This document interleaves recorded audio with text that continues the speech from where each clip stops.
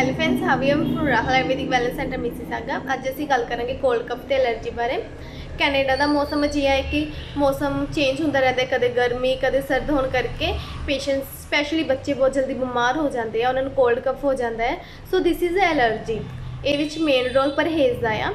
ਇਸ ਤੋਂ ਬਿਨਾਂ ਸਾਡੇ ਆਯੁਰਵੇਦਾ ਵਿੱਚ ਇਹਦੇ ਲਈ ਸਪੈਸ਼ਲ ਹਰਬਲ ਮੈਡੀਸਿਨਸ ਨੇ, ਜਿਹਦਾ ਰਿਜ਼ਲਟ ਤੁਹਾਨੂੰ ਵਿਦਿਨ 10 to 15 ਡੇਜ਼ ਵਿੱਚ ਦੇਖਣ ਨੂੰ ਮਿਲੇਗਾ ਤੇ ਇਹ ਪਰਮਾਨੈਂਟ ਰਹੇਗਾ।